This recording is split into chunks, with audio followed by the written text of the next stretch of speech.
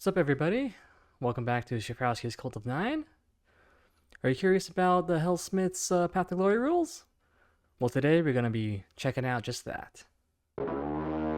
Shurfrousky's Cult of Nine.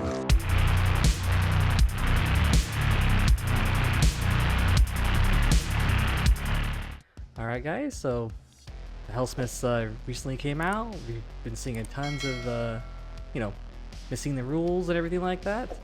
But we haven't seen too much of the Path to Glory stuff that they offer. I mean, I'm sure some people who've done, man reads book videos, yeah, you probably got a glimpse of it, but no one really, kind of really dove too much into it, or just presented it only on it. So we are going to go over what Path to Glory rules that they have. Also, if you're not familiar, let's go over the process of the Anvil of Apotheosis, since it comes in different steps.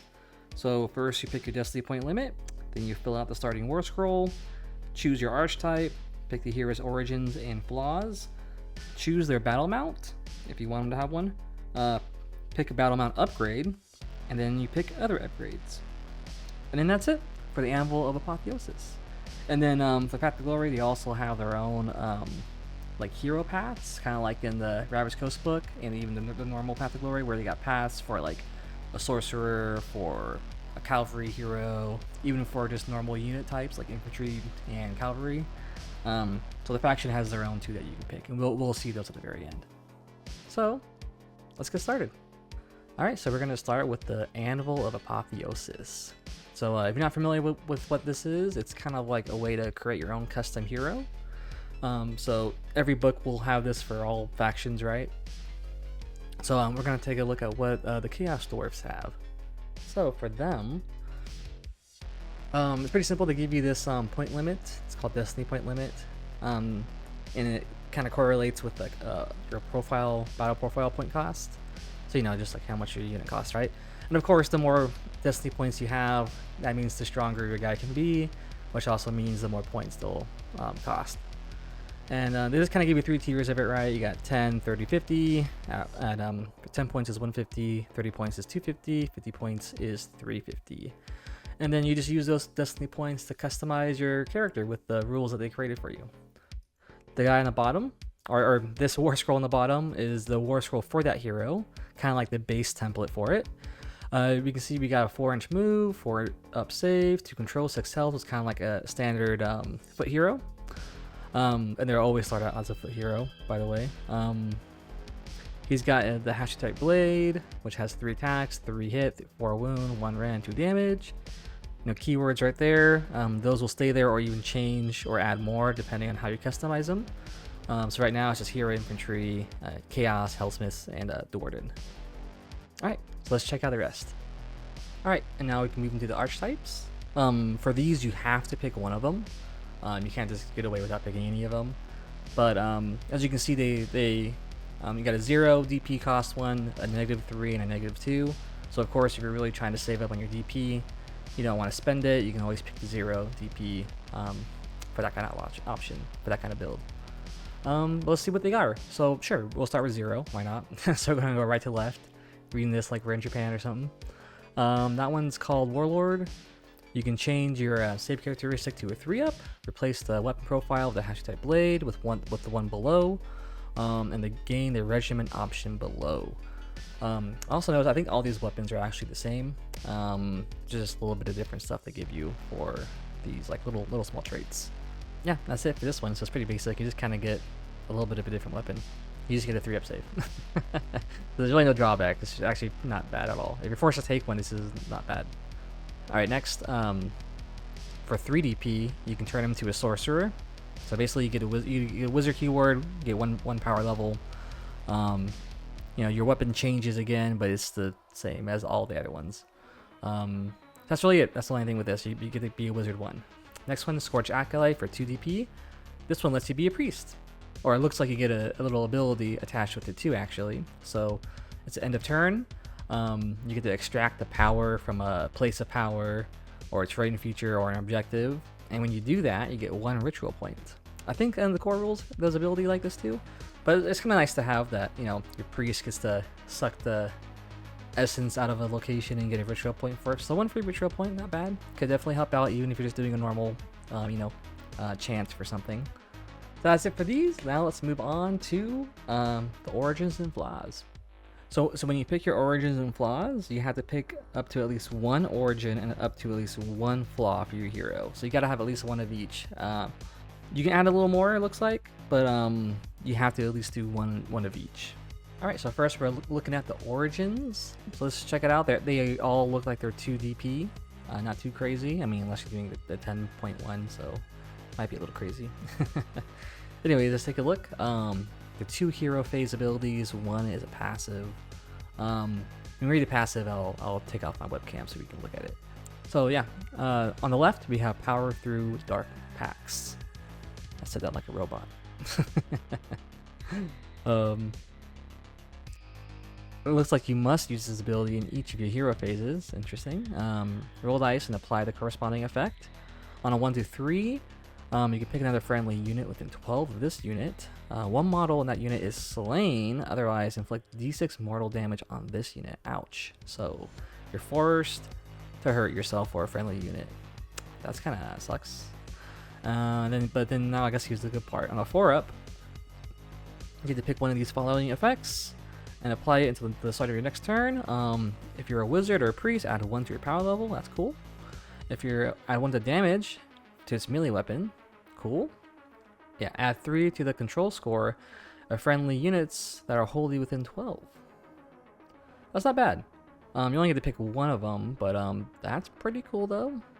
I mean, for Path to Glory, you're not really, if you're ever seeing the objectives, you're not really doing a lot of objective control for most of the missions, so any objective control stuff for Path to Glory is actually pretty useless for the most part. So that last part is not barely going to use, but the first 2 are definitely nice. Increased damage to your weapon, very nice, and also the Wizard Priest part 2, also very nice. Just sucks that you have like a 50-50 chance of either hurting yourself or getting a buff, so I don't know.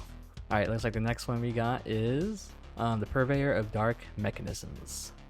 So you pick a friendly war machine within this unit's combat range to be the target, and you just give it a flat heal. I think this is like the better one for sure. Just straight up heal your war machine, and I think we all like the fucking the bull golems, whatever you want to call them. I can't remember the name right now. Demon Smith Engineer, or no, that's a hero. Whatever they're called, demonic bull golem. Yeah. That's cool. If you're running a couple of those guys, just pick this thing and start healing. And then now let's check out the passive. It's called Ruthless Industrialist.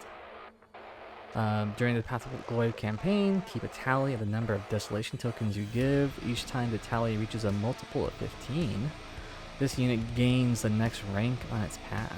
That's not bad either. That's kind of cool. So if you want to play the long game during the campaign, you really want to boost up your path without having to spend like Emberstone or any other type of currency, depending on the campaign you're playing, to upgrade your paths. So this could be good.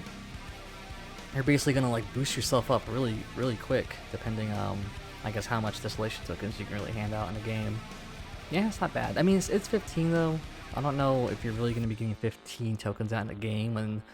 What can you desolate? Terrain and objectives. So depending on the map you're playing, and realistically looking at it, like maybe you're only getting off like 5, 6, 7, 8. Maybe 8's like on a really good day or game. It might take you 2-3 games to probably get this off, to be honest. So far, in my opinion, I think the best one is the Purveyor of Dark Mechanisms. Not just a flat heal, fucking awesome. Alright, and you can see with the flaws, these actually give you destiny points. So it's kind of like a little trade-off, you can say, like, oh, your origin kind of gives you like a buff, cost some DP. These might give you a little bit of a debuff, but it gives you back some DP. It's kind of flavorful, it's like, I guess maybe if you play like Total War games, right? Sometimes your generals can gain traits, and when you gain the traits, sometimes they're good things, like some buffs, like you can manage a city better, you get to have more morale for your troops, things like that. Or if they keep losing battles or whatever, they might get like a negative to their stuff. Or if they're staying in a city too long, maybe they get corruptible and they're not good at managing cities or whatever, or start get less tax money or whatever the debuff is. So it kind of reminds me of that, at least in the Total War games. So this is kind of the same thing on that like RP side of things. But yeah, let's take a look. We'll start with Creeping Petrification. This is the most that you get back, so it's probably the biggest debuff of 4 DP. Looks like this is subtract 2 come run rolls and charges for this unit. It's actually maybe not too bad. Like if you're making your guy a wizard and you're not trying to be in combat, then maybe this won't matter. If you're not trying to run around and charge. If you are, then this one probably sucks. You don't want to take it. And it says, in addition, at the end of each battle, roll dice. On a 1, you get 1 stone flesh point. And note this on your Path of Glory roster. When you have 3 stone flesh points, you must remove this unit from your Path of Glory roster. Oh, wow. That's crazy. So really, you got like 3... If you get really unlucky after 3 games, you could just lose your guy if you get 3 of these points. Wow. So this sounds kind of bad, to be honest. This does not sound like a good one to take. Unless you really want that extra 4 DP for some reason. This one kind of sucks. But it's roll dice on a 1, so actually the chances of that happening is probably not that much, to be honest. You'll probably be fine. The next one, Rigid and Unmoving. This is while this unit is on the battlefield, friendly units cannot use a redeploy command. Ooh. So you can't use redeploy at all during all your games because it's while it's on the battlefield. And this is going to be like your general probably. So you're always going to have him on the battlefield. So you'll just never use redeploy. Which actually kind of sucks because redeploy is definitely helpful, especially like if you're trying to get out of range of a shooting attack, or maybe you can redeploy him into obscuring terrain, or redeploy him in the way of an enemy, or whatever you're trying to do. Dang, that's actually kind of a decent little debuff there too. Maybe the other one's a little better actually. I'd rather risk those stone flesh points maybe than not having redeploy. And then the last ability, Chained by Obligation. This unit must use this ability, of course. You roll dice, 1 to 3. Your resources have been depleted for the battle to settle a debt. Oh. You lose 1 command point. Oh, that's all it is. Okay. Oh, sorry, the first battle round, you just lose 1 command point? That actually is not bad at all. For 2 DP? Okay, that sounds like the best thing to take. There's a chance to lose 1 command point. It doesn't really specify if it's the whole game or just the battle round. I mean, the thing says start at the first battle round, so maybe it's only the first battle round you lose 1 CP. That's not bad at all. I mean, maybe it's intended for the whole game. That kind of makes a little more sense, but still, 1 less CP is probably the better thing. Maybe that, or again, the run charge thing, just risk it, the flesh thing. That actually isn't that bad, now that I'm thinking about it. Just as long as it depends. If you're gonna be a melee fighting guy, maybe don't pick Creeping Petrification. If you're not gonna be fighting with them, maybe Chained by Obligation is a little better. And if you think you're just never gonna use redeploy, maybe do the redeploy one. So those are the origins and flaws. Now let's check out the battle mounts. Alright, so for your battle mounts, you can pick up to 1 battle mount. And of course it's optional, so you're not forced to do it. And given the point cost, you know, it's impossible to pick one if you pick the 10 DP one. So but yeah, for these guys, there's not too much options. It's kind of just the same mount but with different buffs, since they're both going to be the Taurus, which is just, you know, the bull with wings. But yeah, let's check it out. And actually, I wonder if there's a misprint on the DP cost of these, because you can kind of already see, even without reading, like there's one with a bunch of shit costs 14, and this one with like almost nothing costs 18. That kind of doesn't make sense. Well, let's take a look real quick. We'll see. So the Infernal Taurus, you can have this mount. Let's check out the right side real quick. You can change your roll scroll. If you pick this mount, you'll get a 10-inch move. You'll have a 12 health. You'll have 5 control, and you'll have 3 to your save. And of course, you'll be a monster flying. You get to add this weapon to your war scroll. So the mount's weapons, obviously, the horns and hooves. Not bad. Charge +1 damage. That's cool. It's companion, so you can't buff it. 6 attacks, 4s and 2s, 2 rend, 3 damage. 2 rend, 3 damage is nice. That's cool. And of course, battle damage. You know, if you get battle damage, your attacks go down for that weapon. And then their corresponding buff is based off of the DP, and it's kind of basic. It's just, you know, it's a ward of 6, a ward of 5, or a ward of 4 against spells and prayers, and then otherwise 5 for how much DP you got. That's really it. Not too crazy. Again, like having the ward and it being like 14 DP, it's kind of weird. It doesn't seem right. Let's check out the other mount, the Venerable Taurus. Okay, I read this wrong. Never mind. So the Venerable Taurus is better. When I first read this first time, because there's less stuff there, I thought it was just only this right here. So I'm like, why would this cost like 4 more DP? It's just like a basic version of the mount, but it's not. I didn't read this part where it said add the demonic resilience ability from the Infernal Taurus above, plus the following weapon ability to your war scroll. But it still seems like there's not much change. I don't know why they couldn't just add it on. Because watch, we'll see. So the weapon profile is literally the same. It's a charge plus 1 damage, companion 6, 4 2s, 2 3. You know, battle damage is battle damaged. And then the mount stats is basically the same. You got 10-inch move, you got 14 health, so you get 2 more health, 5 and a 3. Or sorry, 5 control, 3 save, and monster flying. So you're gonna be paying 4 more DP basically just to get 2 more health compared to the other war scroll. Literally everything's the same. The only freaking difference is you get 2 extra health. So is 2 extra health really worth 4 DP? I kind of don't think so. You let me know if you think it is. If that actually maths out to building stuff around, but I don't think so. That isn't, I don't know, to me this doesn't sound right. 4 DP for 2 extra health, maybe 4 DP for 4 health. That might make more sense, but for 2 extra health? Nah. Now let's check out the battle mount upgrades. If you have a battle mount, you can pick any number of these mount upgrades for them. The same upgrade cannot be picked more than once. Seems kind of like an obvious rule.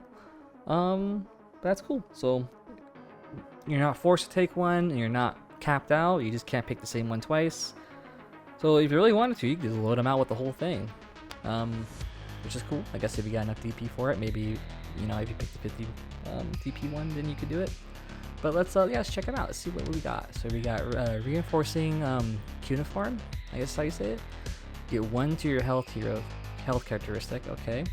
Okay, so I guess you can kind of see the logic of their point cost, right? Like how I was just saying, I didn't understand why 4 DP would equal 2 health, but here you can literally see right here, 1. I guess they think 1 health is equal to 2 DP. So there we go. That's our answer for their logic of of these point costs. Alright, the next one is a flesh melting aura. You get an extra weapon. It's cool. It's a ranged weapon. You can shoot it in combat, and it's companion though. So okay, so it's like the mount's breathing fire on you, I guess. 10-inch range, d6 attacks, 2 to hit, 4 to wound, 1 rend, 2 damage. Not too crazy. The 2 damage is a little nice, and shooting in combat's actually kind of nice.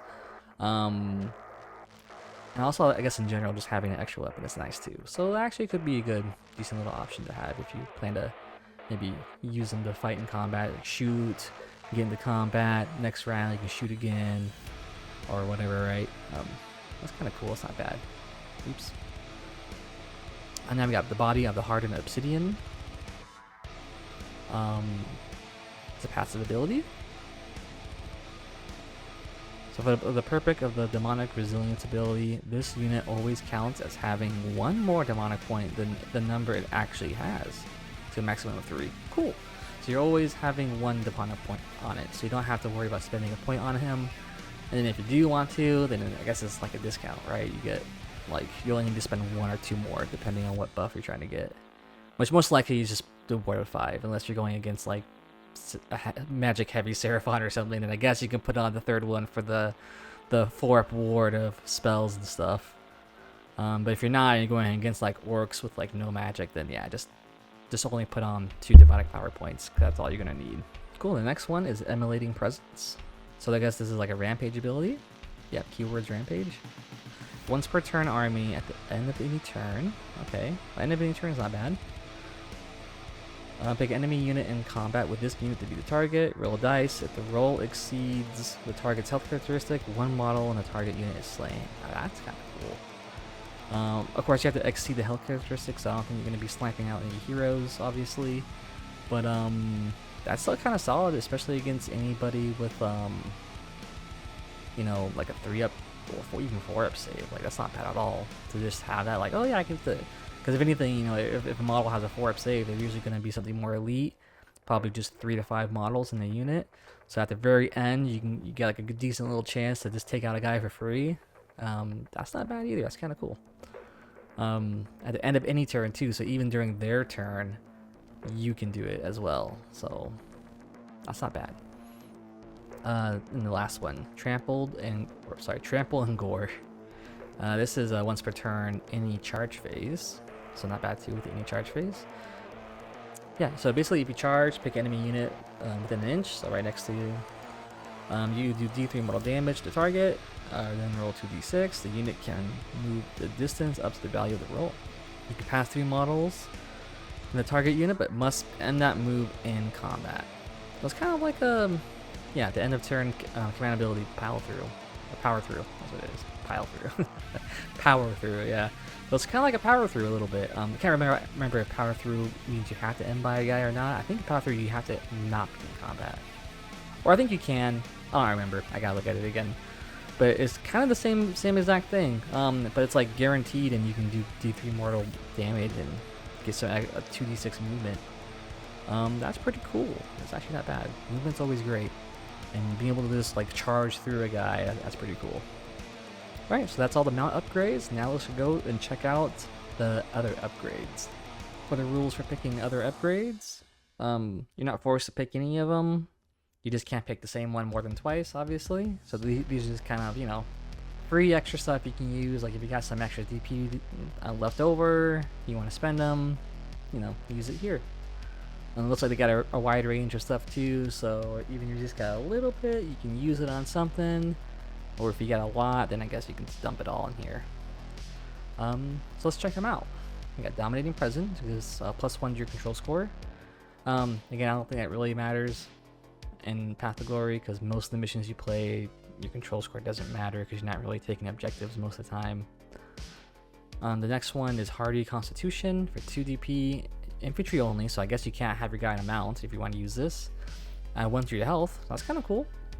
Honestly, I think you're going to probably have your guy mounted up most of the time, because why not? Like, just the extra health, the movement, everything is just so much better than just being a foot hero. But you know, maybe if you're doing, you know, everything small and less points, then having this could be good. You got Foe Seeking Hexes for 3 DP. Your character's hit is now on a 2-up for the Hashutite blade, which is like the only melee weapon the actual hero itself has, you know, excluding the mount, right? So that's kind of cool. We could bump it up to a 2. That's nice. 3 DP though, so it is kind of a little expensive, but especially by the time you spend all your points and everything else. But that's cool. Got Malignant Brawn. The wound characteristic of your hero. Oh, sorry. The wound of the Hashutite blade is now a 3-up, so that's cool too. Maybe if you're making them a foot hero and just really buffing them out, you can give them a 2-up and a 3-up for hit and wound. That could be interesting, especially since the weapon will have like a crit mortal too. That's not bad, but still a foot hero. Spiteful Rivalry.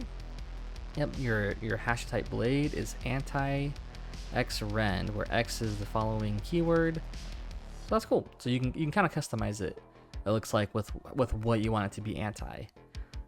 Infantry cavalry is always a decent option because, you know, most of the units you're fighting against are going to be infantry or cavalry. But having monster probably isn't bad either, because there's a couple armies that definitely use a lot of monsters. There's not a lot of war machines, probably doesn't matter. Wizard could be okay if you really just want to snipe out wizards, I guess. But probably, you know, infantry cavalry is the best. Then following that, monster. Maybe if you have your guy in a mount, then going against monster wouldn't be too bad either. just to do a big old monster fight. Alright, Cuneiform Edged Blade for 4 DP. Your Hashutite Blade is crit mortal. That's cool. Which is weird because I thought it was crit mortal already. So I don't know why you would have an option to give it that. Oh, I see why that would matter. Yeah, so if you pick the Archetype Scorch Acolyte, which is being the priest, you don't get that weapon upgrade of it being crit mortal. So if you're a priest, this is a way you can get crit mortal on your weapon, I guess. But if you're not a priest and you pick the other options, then it doesn't matter. It looks like. Alright, the next one is Rigorously Trained. Add 2 to the attack characteristic of your hero's Hashutite Blade. That's kind of nice. I think like adding extra attacks is definitely probably like one of the biggest buffs you can get. Because, you know, it's just more damage. Potential damage, you know? Like, hits nice, wounds nice, all that kind of stuff. But just getting straight up more attacks is always like probably the best option. So yeah, that's cool. Hobgrat Advisor for 4 DP. Only if you're an infantry hero, it looks like. It's a passive. It looks like it's purple, so maybe it happens at the end of turn. The Hobgrat's Advisor is a token. While this unit's Hobgrat Advisor is on the battlefield, add 3 to the control score of your Hashut units, wholly within 12 of them. If you make an unmodified save roll 1, then he goes away, like most tokens. Again, control score stuff doesn't really matter in Path of Glory. This is probably a waste to even get. But I mean, I don't know, unless you're doing a custom campaign, and in your custom campaign you are doing a ton of objectives, then sure. But if you're going raw, just off of the Path of Glory, missions that's in the books, like half of them or most of them don't have objectives, so it just depends how you play, I guess. The last one, Oracle of Hashut. It's for a non-priest only, so your priest guy can't do it. You get a hero phase passive. You can chant a prayer from the Prayer of Scorched Sect lore, so like your only lore, as if you are a priest, and it knows all the prayers from the lore. So that's cool. So like if you didn't want to spend those points for being a priest, but you still want to be a priest, you can be like a pseudo priest with this. Which is kind of funny because then it's like, why pick the priest option? Well, okay, actually, yeah. The only benefit of actually picking the priest option is that ability to get an extra ritual point. But if you don't care about that, actually, that's the only difference, really. Yeah, is stacking up those ritual points. So if you really want to, get ritual points, then build them out as a priest. If you don't care about those and you just want to try to like pop off a prayer buff, then you can probably do this. So that's not a bad option, I guess. And that will be all the upgrades you can do for the Anvil of Apotheosis. So now we just got the paths to look at, so let's check those out. Alright, so for our first path to look at, it's the Path of the Overlord. Now this is a Hashut hero only. Let's look. So of course you have the basic setup, that's what all the paths are, where you start at expiring, then you work your way to elite, mighty, and legendary, each usually giving you something better and better as you go. So for the aspiring rank, you have the option of the Unchained Fire, any combat phase. Get D3 attacks characteristic. Sorry, you add D3 to the attack characteristic of this unit's melee weapon for the rest of the turn. Sick. It's once per battle though, but that's kind of cool. So it's like if you're like 5 attacks, now you're going to be 5 attacks plus D3. Or you can pick the other one, Unyielding Tyrant, add 2 to the health characteristic. That's actually pretty solid too. Now, take the mount. I guess you can take the mount, take the one with the 4 health or 14 health, and then take this on top of it, now you're 16 health. That's kind of not bad. That's kind of cool. Definitely making yourself pretty tanky with that kind of build. Or even for hero too. Maybe you're 6, get the other upgrade for, now you're 7, now you get this, and now you're 8, 9, and 9 health foot hero. That ain't too bad either. Yep, so now for the elite section, or tier, whatever you want to call it. You can pick Unholy Savant, which is in your hero phase. Roll dice on a 3-up, rest of the turn, +1 to chanting for priests while they're wholly within 12 of this unit. Cool. So you don't even necessarily have to, and remember, paths is something that any hero can take. It doesn't have to be like your Anvil of Apotheosis one.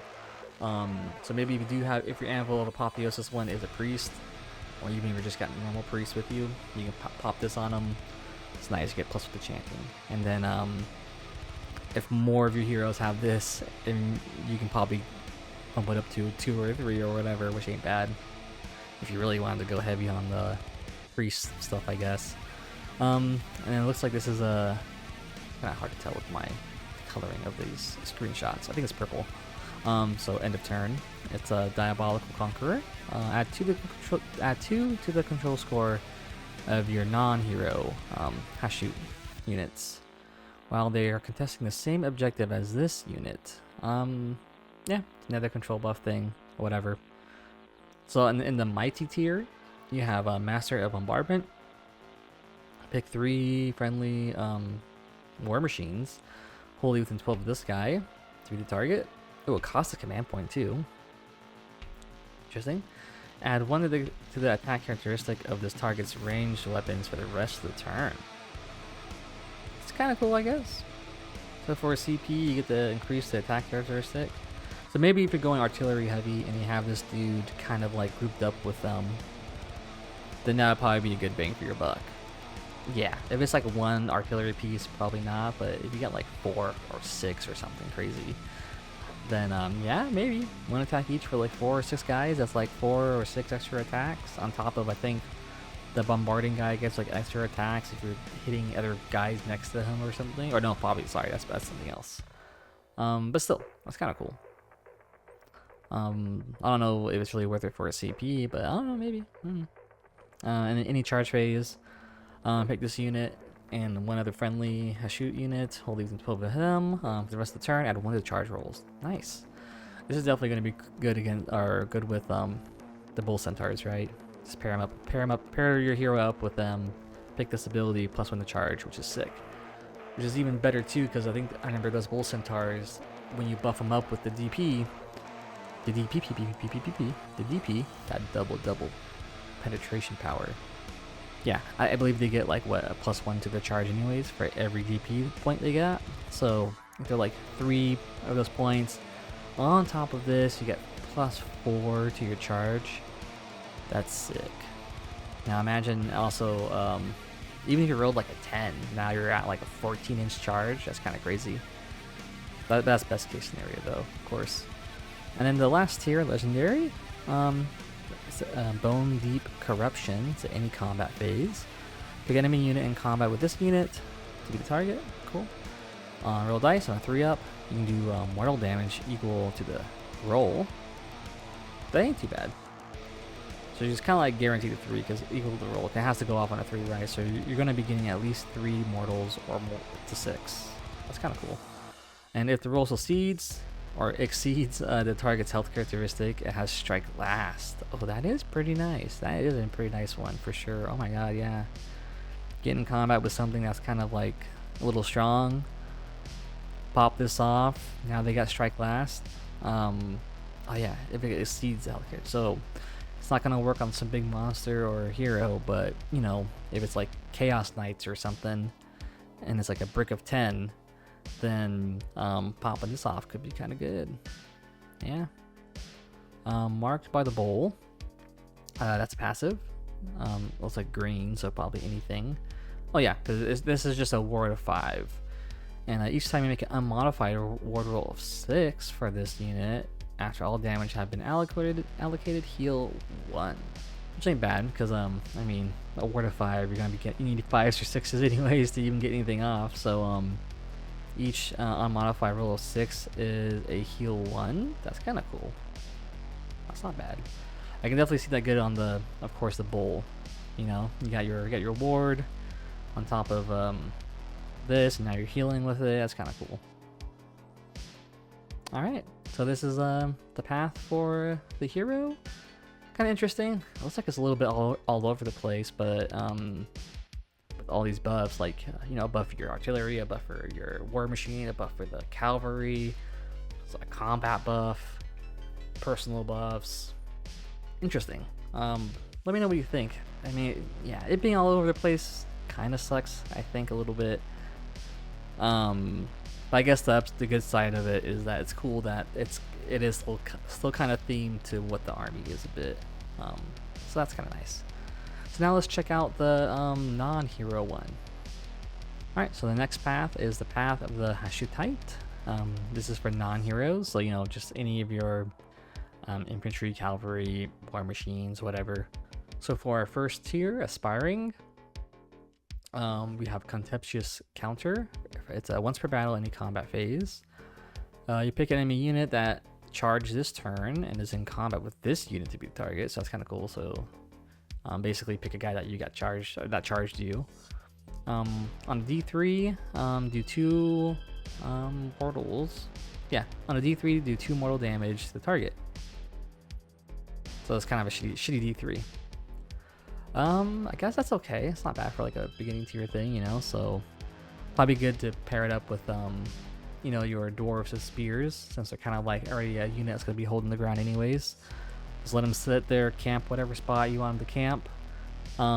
If they get charged by whoever, you can do a little bit of a counter charge, or I don't know what you call it. Pike formation, hold your ground, charge resistant, damage against them. Alright, and the next ability is a movement phase 1, Disciplined March. You use it if you declare a run ability. It's a reaction, so yeah. Instead of making a run roll as part of this new run ability, you can use a value of 6 that can't be modified. Okay, so I guess like maybe if you had some kind of, if there is a buff, you can stack up like a plus whatever, or even a negative ones too. Actually, it's probably good against the negative ones, because if you have like a negative something, this would affect the run, I think, too, right? Like even a -1 move or something would affect the run. So having it not be modified is kind of nice. You're guaranteed 6 inches. That's cool. That actually could be pretty good for certain units for sure. Especially since you're what, 4-inch moves. So actually that's kind of nice. So you're kind of guaranteed like 10 inches with an infantry guy, which is pretty fast for infantry. That's actually not bad at all. That might be the better thing to pick. For the elite tier, we got Prestigious Armory. You just get 1 to your save rolls. That's fucking sick. You know, for all your, I think most of your units are on 3s, so giving them this, now everybody's on 2s. Ugh. Dude, that is sick. You can really make a tanky army with this. That's nice. Just get them down to at least this rank for all your infantry, even your cavalry, and now everybody's on a freaking 2-up save. That's it. Infernal Reach. This is a shooting passive. Add 3 to the range characteristic of this unit's ranged weapons. Nice, dude. Yeah, I feel like these non-hero passes, this non-hero path is actually really sick. I dig these, especially for the I mean, for the artillery, this ain't gonna matter because they're 30 inches anyways, so that's like a freaking basilisk. But for blunderbusses, that's nice. Now you can actually extend that out to what, 19 to 21 inches. That's pretty sick. Or if you're using the blunderbusses, but I think, or not blunderbuss, sorry, the flamethrowers. I think those are 12 inches, so now you can bump those up to 15. I feel like this would be great for the blunderbusses, dude. Having 21 inches, that's like literally halfway across the board of that you can just shoot at dudes. That's pretty sick. You can actually probably shoot round 1 if you're going first, right? If you for most of the missions, right, like you're basically playing right on the edge of the line, 21-inch range. Round 1, just start blasting with your blunderbusses. That's kind of cool. I like both of these. That's sick. Yeah, obviously if you're I think if you're going with like spears and shields, you can do the counter charge, and the armory one is great. If you're doing for your range guys, your blunderbusses, and even your flamethrowers, then the March and the Infernal is definitely a great path to go down. Alright, so for the mighty tier, we got Smog Bombs. Nice. It's a once per battle reaction. This unit is targeted by an attack ability. Okay, so probably like when you get targeted in shooting in combat phase. Roll dice on a 2-up for the rest of the turn. The unmodified hit roll for an attack is between 1 to 4. It fails and the attack sequence ends. Nice. It's once per battle though, but that can definitely come in clutch. Like maybe somebody's shooting at you or attacking you with something strong. You pop this off. It's only on a 2-up. It doesn't say it has to be D3, so 2-up on a D6 is pretty decent. And you're basically forcing your enemy to only hit you on 5s. That's not bad at all. That's not bad. That's pretty solid. Again, this would be great for a tanky ass, you know, Chorf infantry. That's sick. And the next one, combat passive, Scornful Bulwark. This unit's melee weapons have anti-charge. That's pretty solid too. That's another great one for just like your infantry. Kind of great to pair it with Contemptuous Counter, because then if you get charged at, you do some mortals, and now you're anti-charge, so now your weapons will be a little stronger. That's kind of cool. Good combo. Yeah. This green one's definitely great for anybody. Just kind of sucks that's once per battle, but still, honestly, once per battle ain't too bad. Just gotta be smart when you use it and make sure you're actually using it when you're really in danger and not when you're just getting attacked by like one guy or a really weak ass guy or something. And then the very last tier, legendary, we got Darksome. Yeah, Darksome Arsenal. Combat passive, this unit's melee weapons have crit mortal. Now that's great. That's like one of the best weapon buffs or weapon abilities you can get. Imagine just giving like your hobgrots like fucking crit mortals. But it's still sick though, like even for just for your normal for anybody. Well, it's melee passive, so never mind.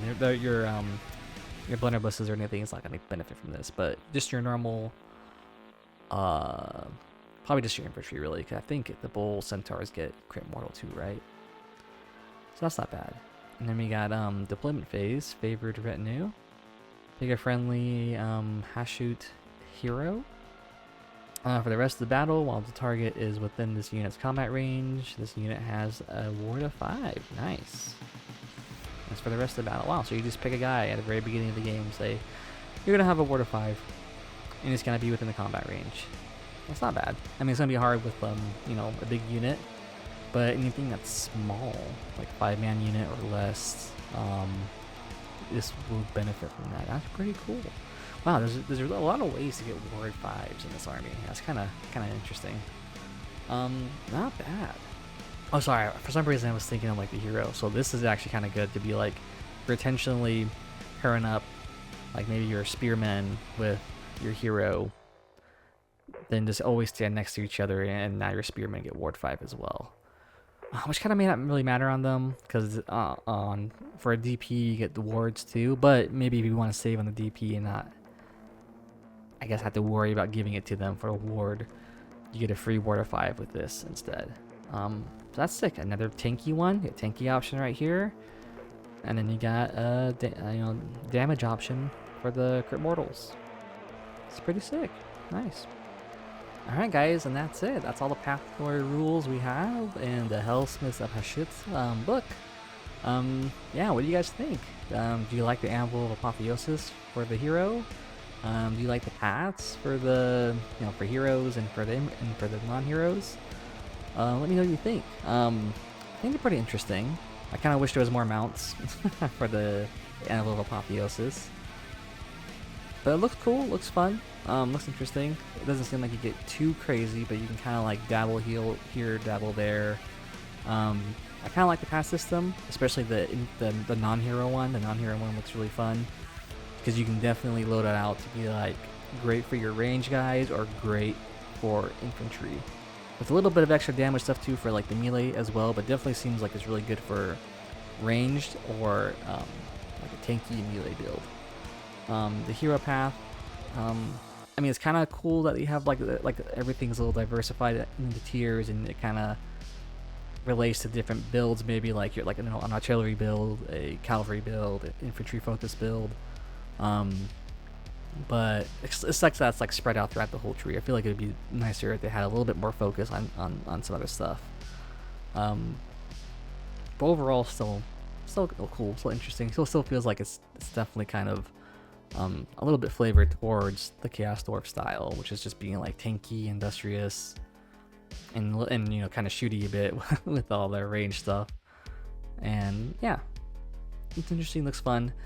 I can't wait. I'm definitely gonna try it out whenever I do a Path of Glory with these guys. I'll definitely make an Anvil of Apotheosis hero and do all this stuff and try it out, and then If I do that, I'll probably make a video, let you guys know how it is. So yeah, that's all from me. Hope you guys enjoyed this little walkthrough of what their rules are. That's it. I see you guys later. Adios.